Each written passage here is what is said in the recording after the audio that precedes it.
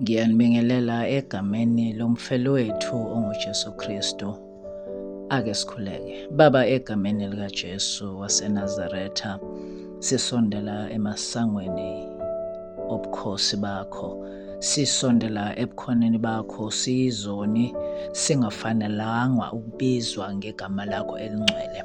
Sihlanze moya ongcwele, sisazokhuluma ngezwi lakho. Izwi lakho lingamandla. Izwi lakho lingamadoda asiholayo endleleni. Izwi lakho lingukukhanya ezinyaweni zethu. Siyale uNkulunkulu namandla, usisole ngezwi lakho, uphinde usiphe ithemba elisha. Egameni lomfelowethu onguJesu Kristu, obongwa manje kuze kube phakade. Ake ngibingelele mzalwane wami namhlanje ekuseni, ngithathe lesi sikhathi-ke ngithi ake sidle sicaphune laphayana kuJoel wesibili ivesi la21 kuze kufike evesini la26. Namhlanje mzalwane wami ngithi ithemba lakho alingapheli, ungesabi ngokuba uNkulunkulu unawe.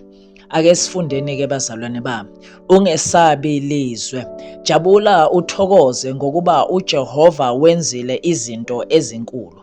Ningesabi izilwane zasendle ngokuba amadlelo asehlane ayahluma, nemithi izithelo, umkhiwane nomvini kuveza amandla akho.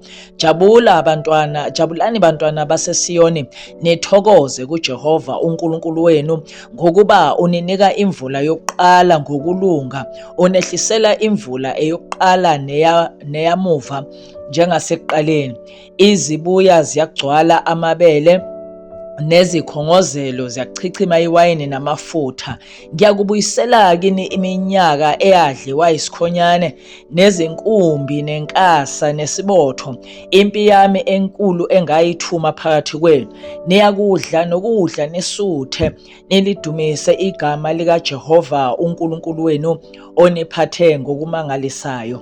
Abantu bami abayikujabha kuze kube phakade. Amen.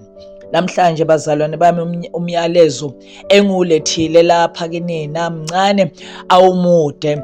Angifuni ukukwanda ngale ncwadi ngibuyele emuva, kodwa nje ngicaphunela amazwi bazalwane because nginalento yokuthi kunabantu abahlezi njengamanje izinhliziyo zabo zigqaza igazi, izinhliziyo zabo zilimele uma bebuka iminyaka asebeyihlalile emakhaya. Kunzima, izinto zingenzeki, bakuzamile konke, bayile ezinyangeni, bayile kubafundisi, bayile kubaprofeti, bacelile ukukhulekelwa, bazama ukuthi balungise impilo zabo, kodwa still kuyafana, izinto zabo azilungi. Namhlanje mzalwane wami ngiza kuwe ngizothi hlala endaweni ohlezi kuyo neJehova wakho, ukhuleke ngendlela okhuleka ngayo kuJehova wakho, ungalilahli ithemba ngokuba uma usuku lukaJehova selufikile, ngokuba uma isikhathi sikaJehova sesifikile, akekho oyakusimisa. Uma ukhumbula kahle, uma ekhuluma umprofeti wakho ngoJeremiah laphayana ku-29, uqala lapha kuverse 10 uya laphayana kuverse 11, uyakhuluma ukuthi when the time is right, ngoba uNkulunkulu wethu unguNkulunkulu wesikhathi, unguNkulunkulu owenza izinto zakhe ngesikhathi sakhe. Isikhathi sakhe-ke bazalwane is always on time. uNkulunkulu is never late, uNkulunkulu is never early. uNkulunkulu wenza izinto ngesikhathi sakhe. Okusihluphayo thina bazalwane bami ukuthi isikhathi sethu siyakhohlwa ukuthi asifane nesikaJehova. iBhayibheli lethe silifundayo bazalwane lithi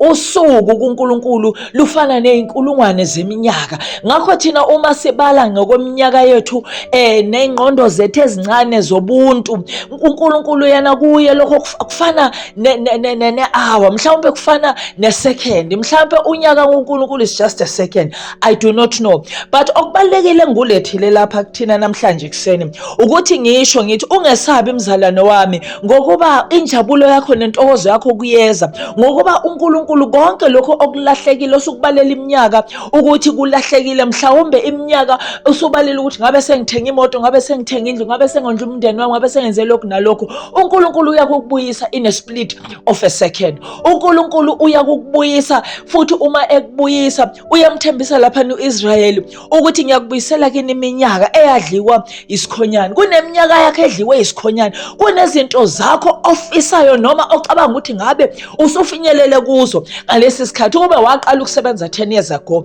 ukube waqala ukusebenza 15 years ago, kodwa namhlanje ngithi angize kuwe mzalwane wami just to share this verse without giving so much context in it, but just to share this verse. Ngicaphuna lamazwi njengamazwi enkuthazo, ngicaphuna nje lamazwi njengamazwi azoletha ithemba kuwe ukuthi uNkulunkulu uyakubuyisela kuwe iminyaka eyadliwa isikhonyane, nezinkumbi, nenkasa, nesibotho, impi uNkulunkulu ayithumela phakathi kwakho nomndeni wakho.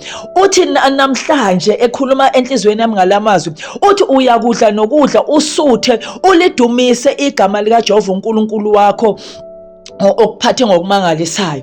Abantu bakho abayikujapha kuze kube phakade. Namhlanje mzalwane wami, musukulahla ithemba ngokuba uNkulunkulu nawe. Uma sesifikile sakhe isikhathi, Linda mzalwane wami, uma sesifikile sakhe isikhathi, ngempela uyakubuyisela yonke leyo minyaka elahlekile. uNkulunkulu akubusise egameni likaJesu Kristu oyinkosi.